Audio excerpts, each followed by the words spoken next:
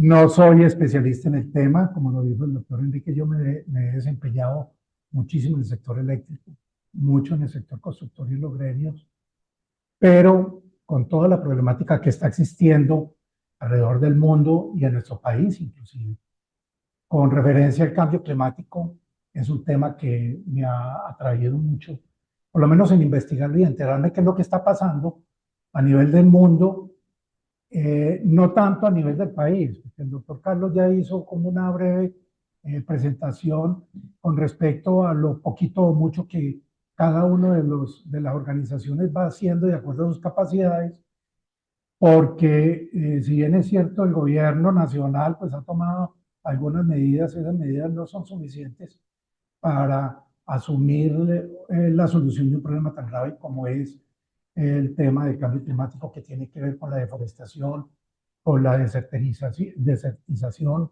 o generación de más desiertos en zonas cálidas, en donde la pérdida de las fuentes de agua es muy grave en nuestro país, precisamente porque se han perdido gran parte de los cascos nevados de nuestros nevados y se ha deteriorado mucho pues, el entorno, especialmente pues, en los páramos, con la flora y la fauna, especialmente con los frailejones que apenas ahora, con los incendios que se presentaron a fines de abril de este año, se han abierto los ojos con respecto pues, a la gravedad del problema.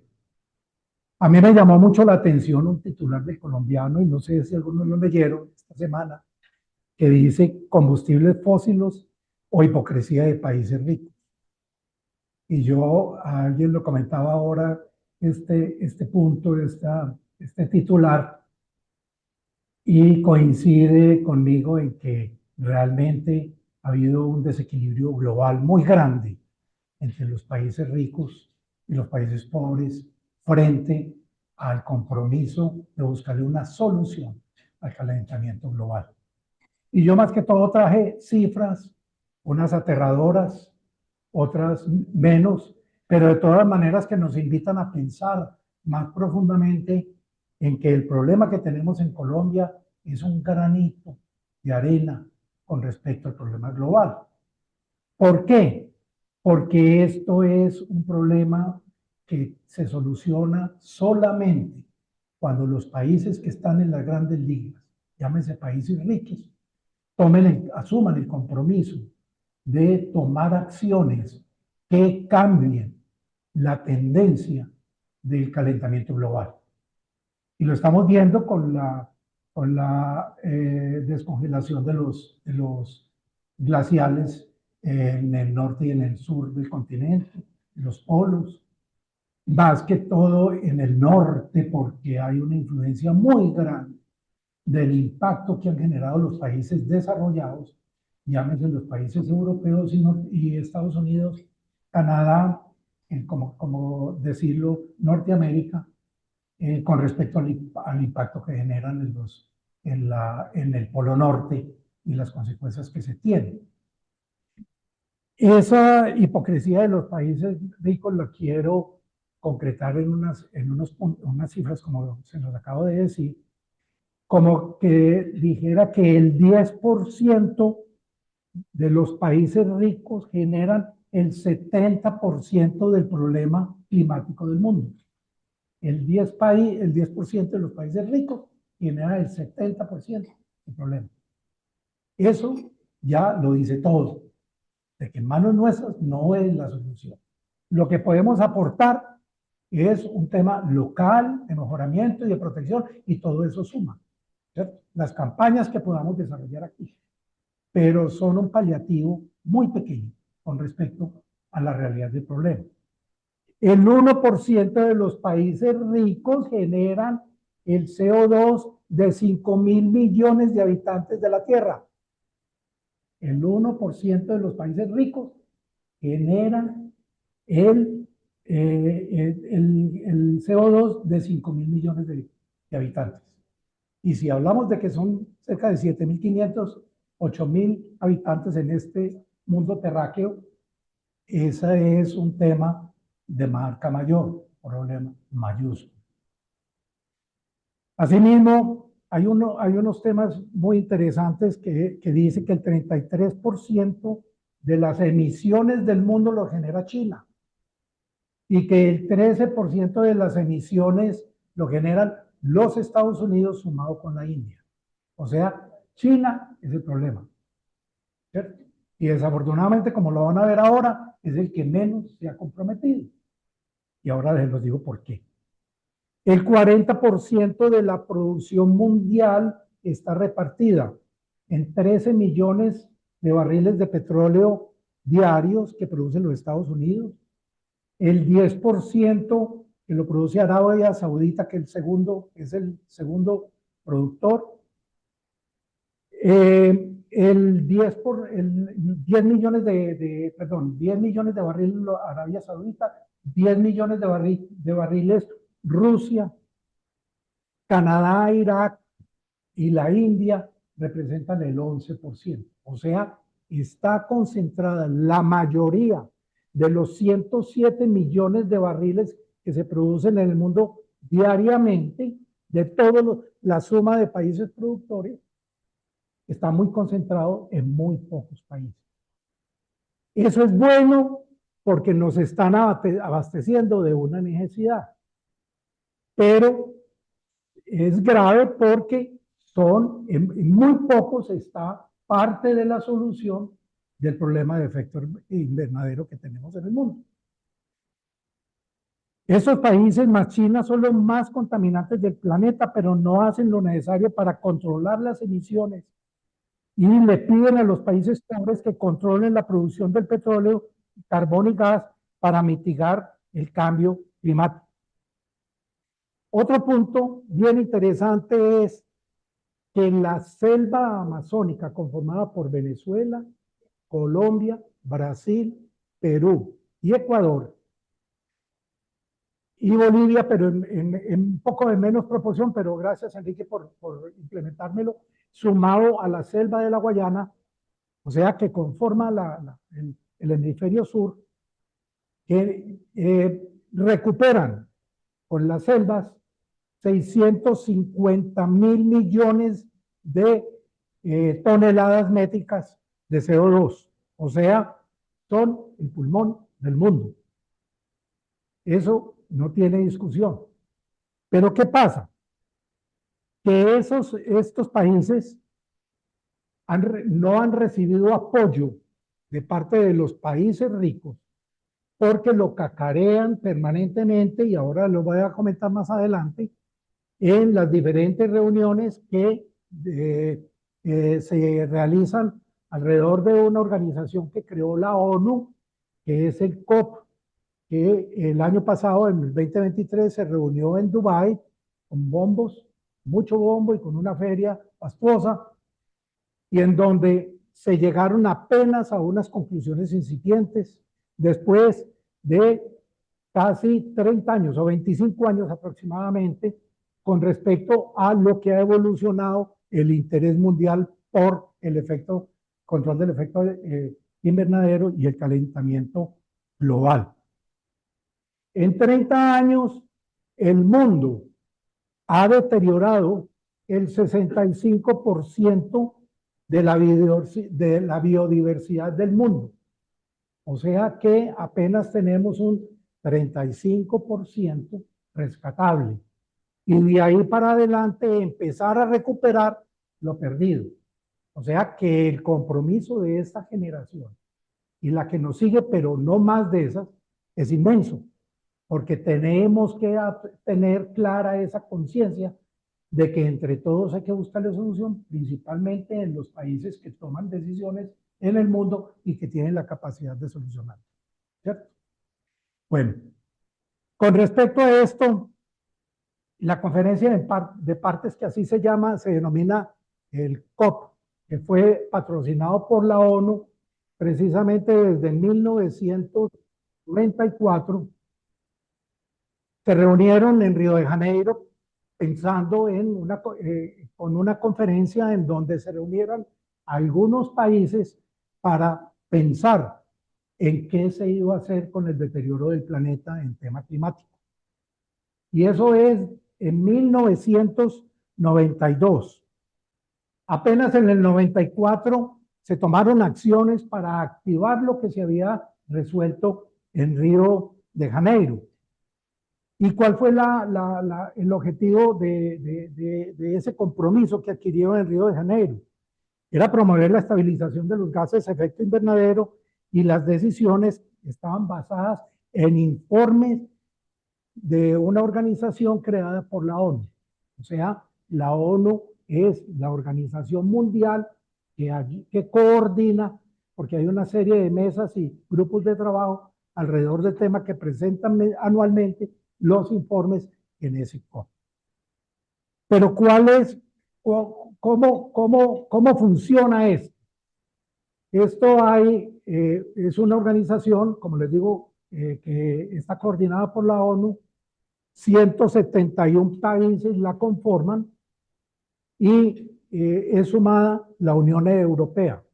La Unión Europea asiste como bloque, no como países independientes.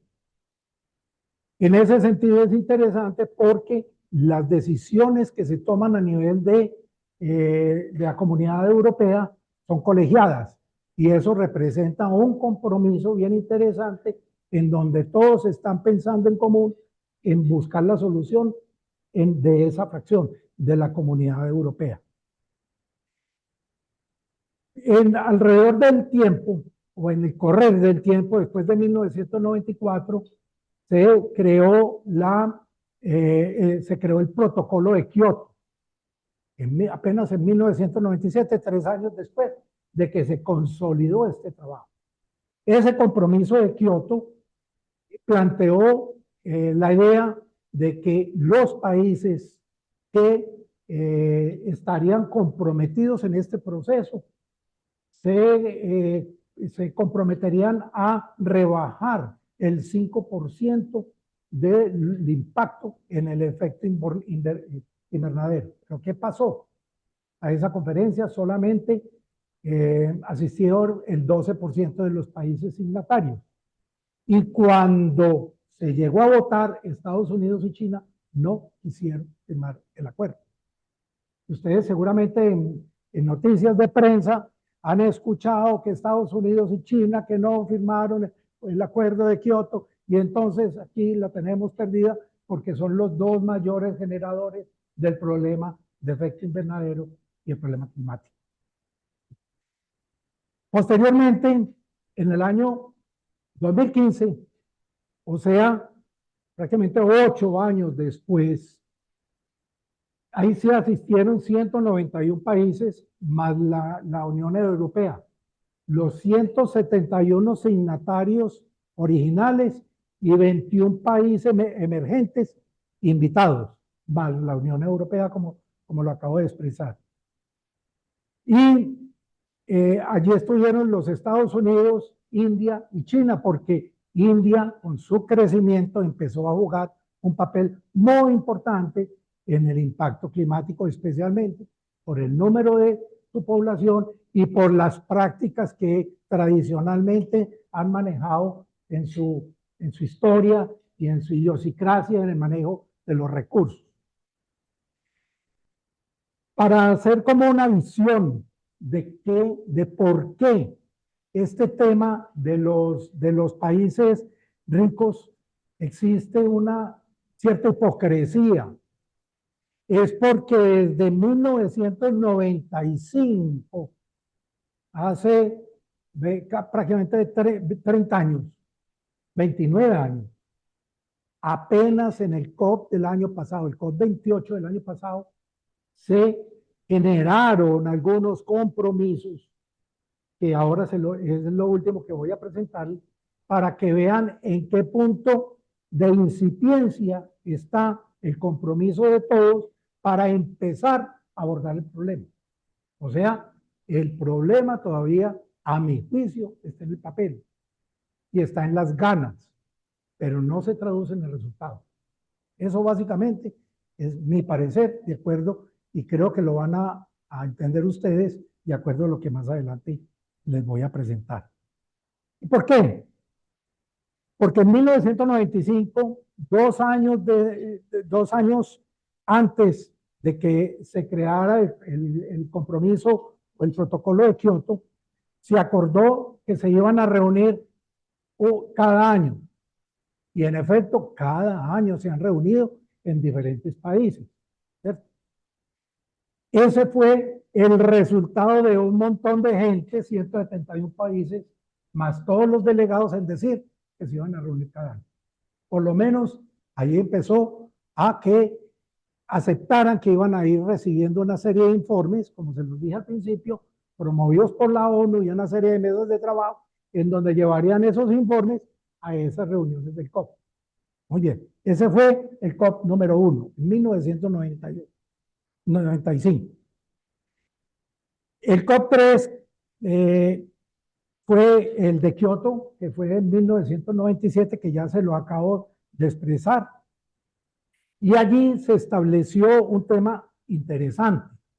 Y por eso los Estados Unidos y China no lo firmaron, porque se definió establecer el mercado de bonos de derechos de emisiones de carbono.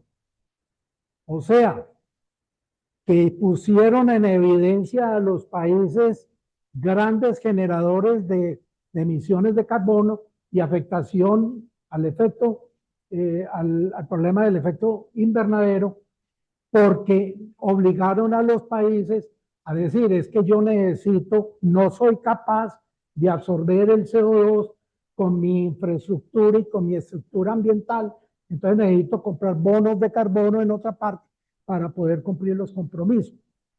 China y Estados Unidos no lo firmaron como los mayores contaminadores. Posteriormente, después de muchos años, se fueron reuniendo año a año, pero no hubo ninguna trascendencia. Se reunían, recibían los informes y apenas en el año 2007, estaba hablando Kioto 1997, 2007, 10 años después, ¿cierto? Y estamos hablando en este siglo, ¿cierto? En este siglo, cuando el problema ya se había evidenciado desde el año pasado. Se reunieron en Bali, un sitio más turístico que para pensar, pero bueno, se reunieron en Bali y establecieron un nuevo acuerdo que sustituye el protocolo de Kioto e incluyera a todos los países, no solo en los desarrollados, en especial porque USA y China continuaban sin firmarlo. Entonces, Estados Unidos y China, los otros países empezaron a establecer prácticas de control. Estados Unidos se lavaron las manos y seguían con las manos limpias. Posteriormente, el COP15, en el año 2009, 2 años después, se acordó como resultado, y eso lo trajeron, quién sabe, de una bola de cristal, que el mundo no podía pasar de un calentamiento mayor de 2 grados. Pues eso en cualquier foro, aquí lo hubiéramos podido decidir nosotros entre 18 o 20 personas, en decir que el mundo no debería subir 2 grados, ¿cierto? Y que deberían tener una tendencia a la baja, ojalá de 1,5 grados, a partir de 1990, cuando establecieron los parámetros para la medición de los protocolos. Posteriormente se dio el acuerdo de Cancún en el COP16 en 2010 y se creó el Fondo Verde del Clima para definir acciones climáticas en los países en vías de desarrollo, obviamente coordinado por la ONU. Se establecieron políticas para los países en desarrollo, pero no les dieron dientes, no les dieron la mano. ¿Por qué? Porque para que un país en desarrollo se asuma el compromiso de involucrarse en esta problemática, necesita plata. Porque en un país pobre, asumir unos esfuerzos tan grandes económicos y culturales y sociales para defender o para involucrarse en un problema que era de los países ricos, que eran los primeros que deberían abordarlo, eso no tenía sentido. Entonces fue inocuo. Posteriormente, en el año 2011, todos se comprometieron a reducir las emisiones, incluyendo ya a los Estados Unidos, a los países emergentes, Brasil, India, Sudáfrica y China, que Sudáfrica ya empezó a jugar, Brasil empezaron a jugar ya dentro de todo el contexto mundial por el crecimiento económico que habían tenido. Y se decidió acordar en el año 2012 que se montaría una estrategia de control estricto del cambio climático a partir del año 2020. Posteriormente, en el año 2012, o sea, un año después, se prorrogó el protocolo de Kioto. Pero Estados Unidos, China, Rusia, porque ya se sumó China, y Canadá no lo firmaron, no estuvieron de acuerdo en prorrogarlo. Entonces, antes eran China y los Estados Unidos, ahora se sumó Rusia y Canadá, en que no querían apoyar el protocolo de Kioto. ¿Qué decía? Si recuerdan, el protocolo de Kioto era trabajar mancomunadamente para buscarle soluciones al control del efecto invernadero. Bueno, en el COP de Lima del 2014, todos los países acordaban reducir las emisiones de gases de efecto invernadero, y esa es la gran conclusión. Eso caía de su peso, que una reunión de esa magnitud deberían tener una serie de conclusiones importantes en donde todos se comprometieron. Pero llegó el Acuerdo de París en el año 2015 y ahí sí, se llegó el Acuerdo de París, acordó mantener el aumento de la temperatura media global por debajo del 2 grados con respecto a los niveles preindustriales, ya con compromiso de todos los países. Y ese acuerdo sí lo firmaron todos, afortunadamente. En Bonn, posteriormente en el año 2017, me salto un poquito, se creó el diálogo de Talanoa, que permite a los países, y ahí se establecieron unas mesas de trabajo ya concretas, en tener trabajos interadministrativos, a recoger experiencias de unos y otros y establecer unas buenas prácticas de manejo de los países a nivel global medible. Ahí se estableció un protocolo claro que la ONU lo viene monitoreando permanentemente de todos los países. Después en Polonia, en 2018, se publicó el informe de esos impactos y se definió ya una urgencia ante la inminencia de una grave problemática del cambio climático, apenas en el año 2018, o sea, 6 años, hace 6 años. De manera que hace 6 años apenas estábamos asumiendo compromisos, pero miren y verán, ninguno se comprometió a meterse la mano al bolsillo para financiar el proyecto. Ninguno.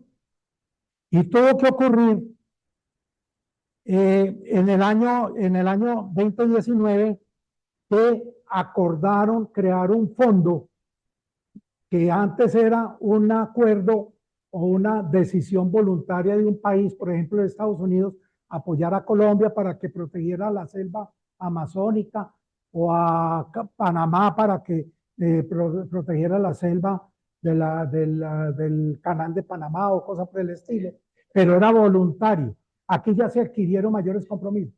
Pero el problema, en esa reunión de Madrid en el 2019 se politizó totalmente el tema del COP y ha venido totalmente politizado.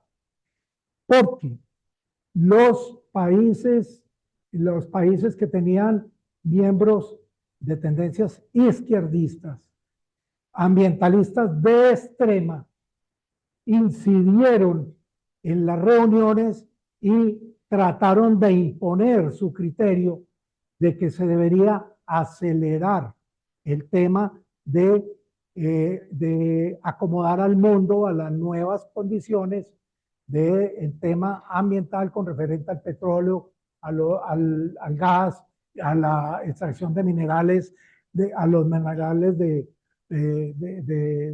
extractivos.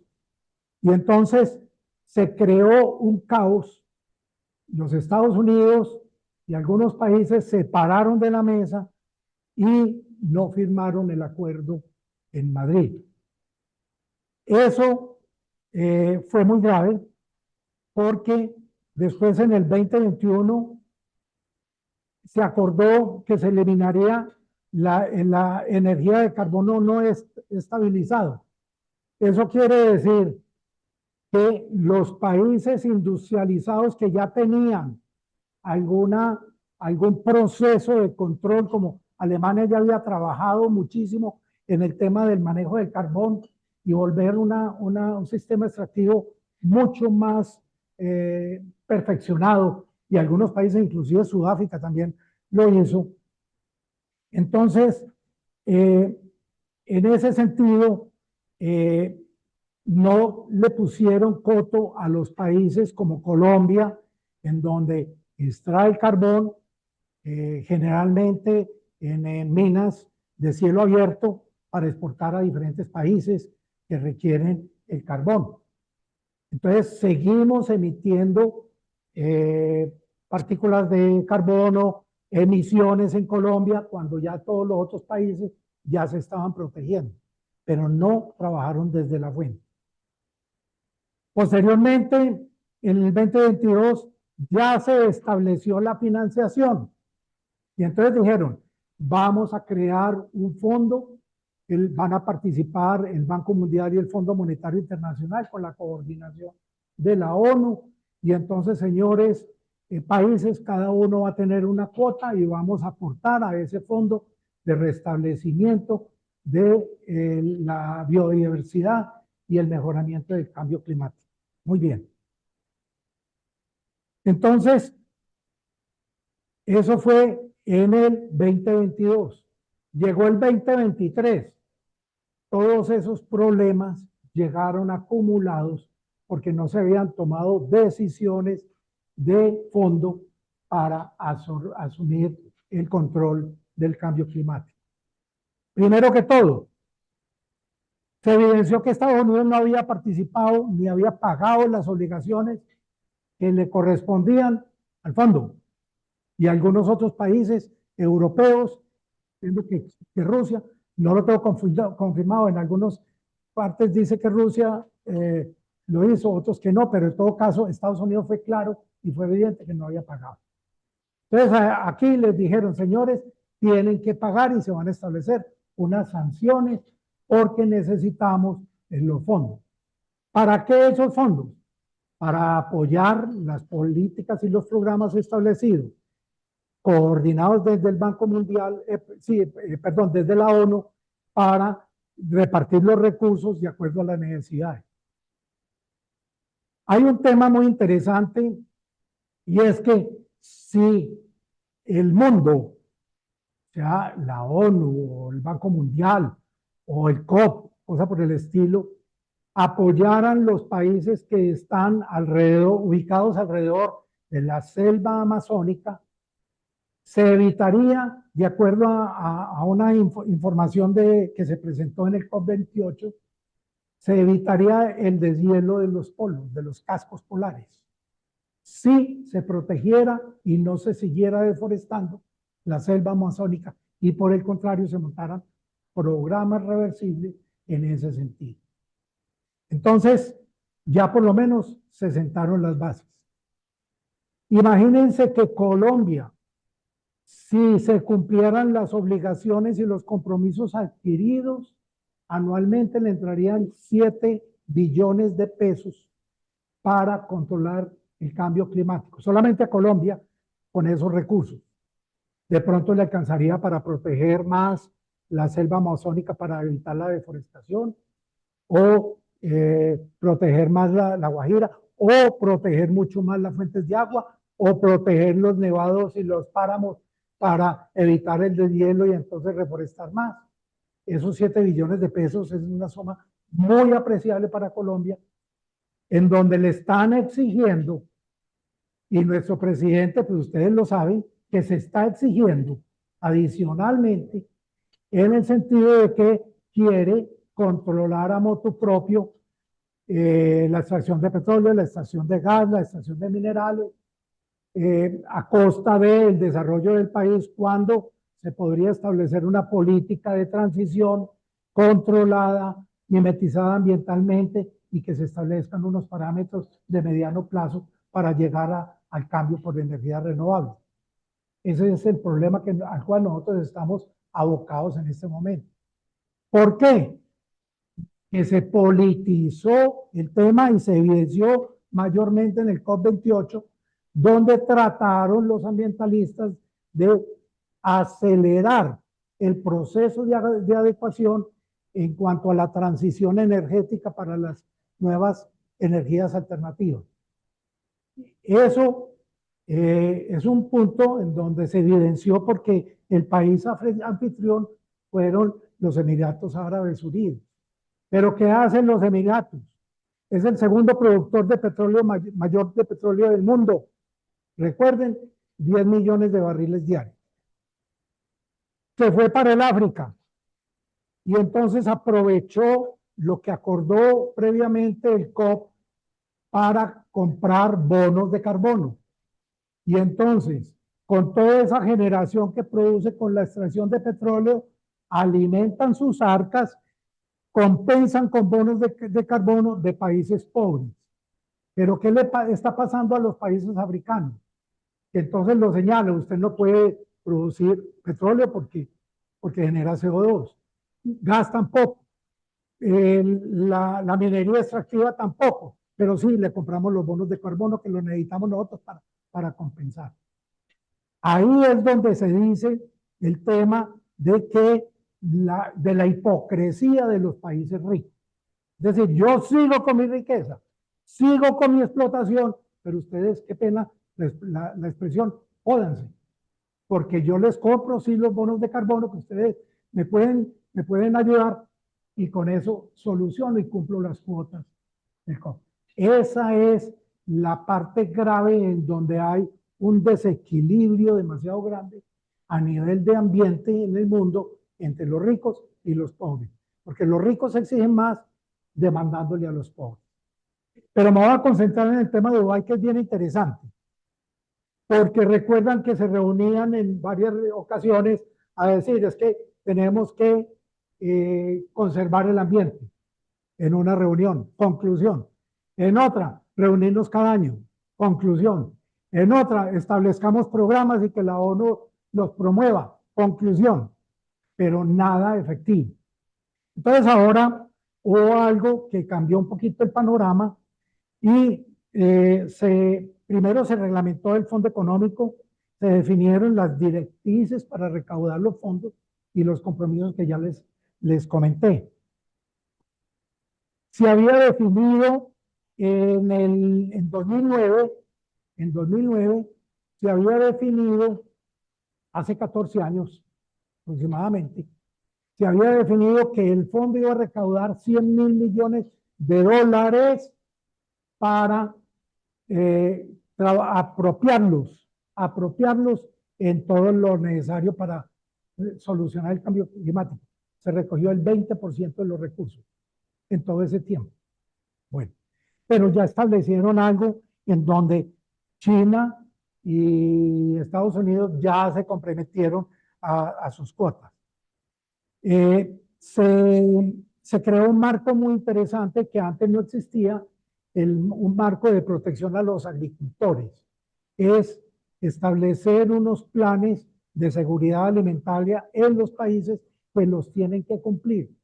O sea, la seguridad alimentaria del Plan de Desarrollo de Colombia está amarrada a unos planes que la ONU ha establecido para todos los países signatarios del COP. Propuso que el Banco Mundial asuma un papel en el tema de financiación del problema climático. O sea, que sumados el Banco Mundial y el Fondo Monetario Internacional esa políticas que permitan financiar los cambios que requieren los países para adecuarse a esa nueva problemática. Imagínense que en Colombia y en todos los países se había acordado que en la medida que, que el país donde se establecieran los programas de apoyo, el Banco Mundial y el Fondo Monetario Internacional le disminuirían recursos, mejor dicho, los créditos. Haría una compensación de créditos para que esas inversiones que se hicieran disminuyeran la obligación a pagar a esas dos instituciones. Eso se había establecido, ahora ya quedó definido de que efectivamente cualquier recurso que el país invierta en ello, tiene que el Banco Mundial o el Fondo Monetario disminuirle los dineros a pagar en esa misma protección. Potenciar la transición de los combustibles fósiles. Ahora hay un tema, el año antepasado, en una convención que se realizó en Turquía, se reunieron la OASI y la IATA. Qué pena, yo no pregunté qué tiempo tengo. Yo me emociono aquí. Sí, bueno, ok. Bueno. Bueno, entonces, resulta que la IATA y la OASI se reunieron en Turquía y en Estambul en el año 2022 y establecieron que la totalidad de la aviación comercial en el mundo debería utilizar biocombustibles en el año 2050, el 50% de los combustibles. Eso es un reto gigante que lo asumió la IATA. ¿Y por qué les traigo a colación esto? Porque forma parte de toda esta problemática. Los aviones son grandes consumidores de combustibles fósiles, indudablemente.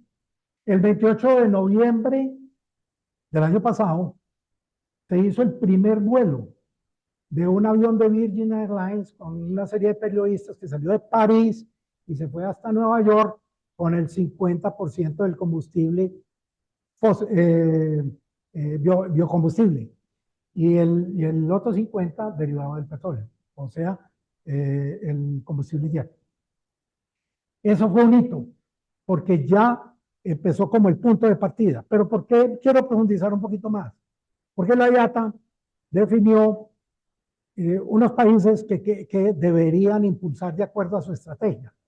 Entonces Francia lo asumió y en Grenoble crearon una refinería, un sistema de recuperación de desechos orgánicos de diferentes poblaciones o ciudades y están produciendo SAF, que es el combustible, biocombustible para aviones y lo está utilizando la Air France.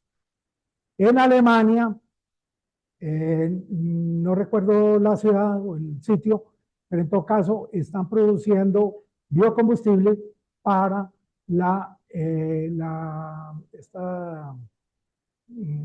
Lufthansa. Y también lo estaba produciendo Ucrania.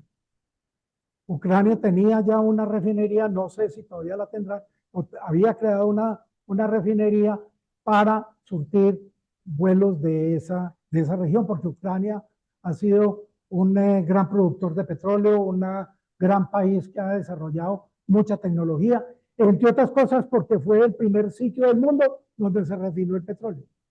¿Cierto? Bueno. Entonces les termino lo de la IATA, que es interesante. Entonces, la IATA escogió una serie de países. En Estados Unidos, en Seattle tienen una producción de biocombustible, y dijeron, y en Sudamérica, y dijeron Colombia, pero Colombia es muy grande, Antioquia, pero Antioquia es muy grande, Medellín. Entonces, se los digo porque estoy actuando en ese proceso, entonces tengo conocimiento del detalle. Resulta que entonces, primero que todo se llamó Ecopetrol. Ecopetrol venía hasta septiembre del año pasado comprometido con el tema del SAF, pero esta administración dijeron no, nosotros nos vamos a concentrar en el hidrógeno, Reficar tiene el potencial, vamos a producirlo, tal, pero entonces no sigamos con el SAF.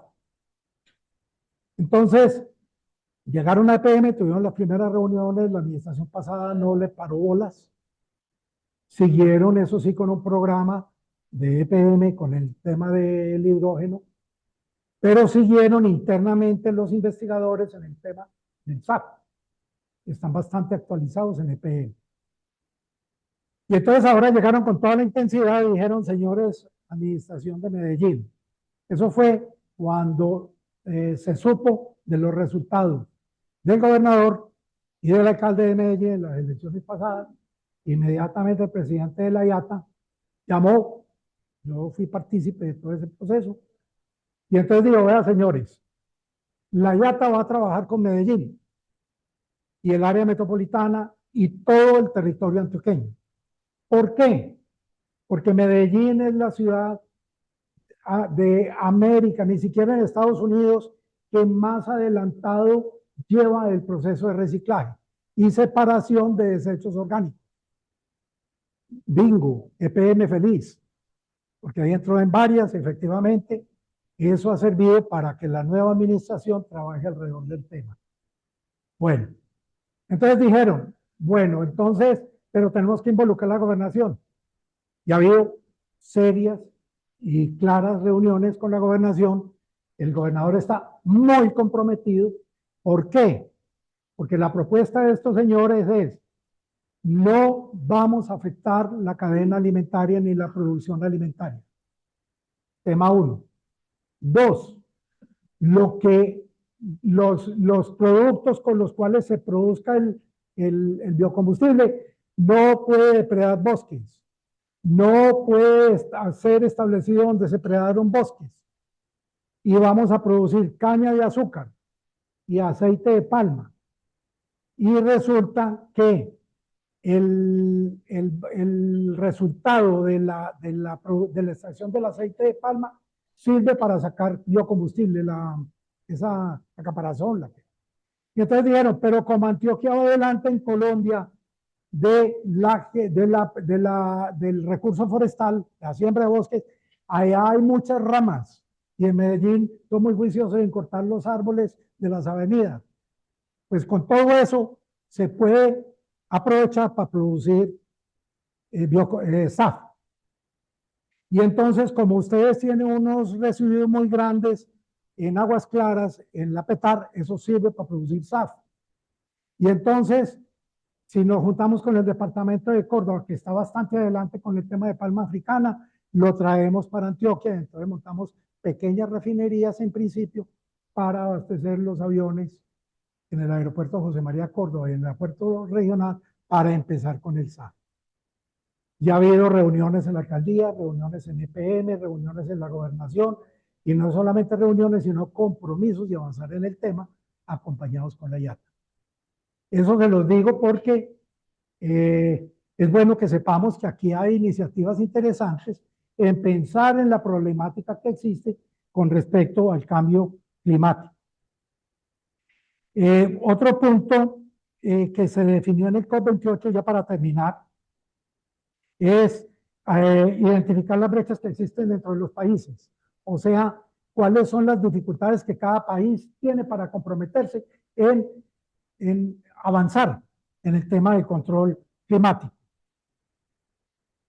Otros puntos que se resolvieron con respecto pues, a ese tema fue, ya se los dije, apoyar sustancialmente el tema de agricultura y definir la vocación de los territorios para que no todos produzcan todo a costa de utilizar fertilizantes y cosas por el estilo y no utilizar la capacidad natural del suelo en producir cierto tipo de producto.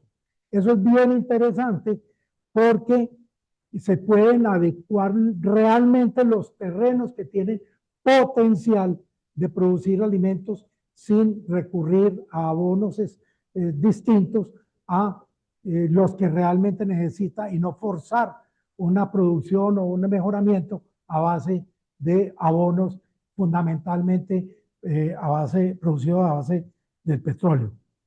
Bueno, y por último, hay una preocupación muy grande porque el agua va a ser la causa de las próximas guerras mundiales. ¿Por qué? Porque ya se está llevando agua a los Emiratos y a muchos países en cisternas, barcos cisternas, para poder suplir las necesidades. Tenemos una problemática tremenda en Panamá con el canal de Panamá. No ha llovido por el problema del cambio climático, no lo tuvieron en cuenta en el aforo de la ampliación del canal y ya están con unos problemas tremendos porque hay que hacer cola y pagar unas primas para poder pasar el canal. Entre otras cosas, están pensando en bombear agua del mar, pero el agua del mar no se puede mezclar con el lago Gatún y ahí tiene un problema de la Madonna, que sería de pronto una oportunidad de Colombia en el famoso tren que dice Petro entre Buenaventura y Barranquilla, pero que no sea entre Buenaventura y Barranquilla, y no vaya a Cupica y Turbo, a llevar un ferrocarril bien eficiente y tener una alternativa del canal. Entonces, en resumidas cuentas, esta es la problemática que existe. Colombia está tomando acciones. El presidente nombró su gobierno como el virus de la vida. Ojalá haya hartos virus para que esto se mejore. Pero de todas maneras, cada granito de arena, y los felicito por lo que escuché del doctor Carlos Avendaño. A mí me parece maravilloso que instituciones como ustedes, yo lo escuché de Juan Rafael Cárdenas, que era muy buen amigo, y él era emocionado con eso, ese tema de la reforestación y todo lo que tenían y las eras y las cosas de los cultivos en las huertas, exactamente. De manera que no, muchas gracias y bueno, si hay preguntas. Sí, dime.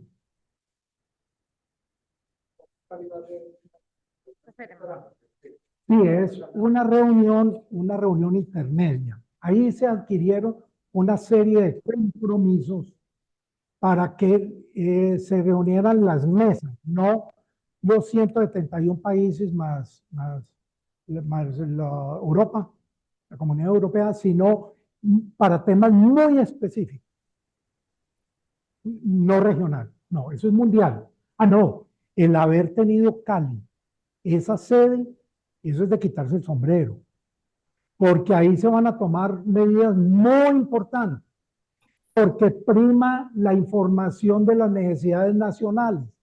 Y aquí están clarísimas las necesidades nacionales con el tema del cambio climático. Colombia es el país de Sudamérica donde tiene mayores problemáticas porque tiene dos océanos. O sea, esa fortaleza de tenerlos es mala con respecto al cambio climático porque el calentamiento del océano Pacífico está afectando de golpe, de refilón, como decimos vulgarmente, todo el país, porque es que el país con respecto a los dos mares es muy cerca.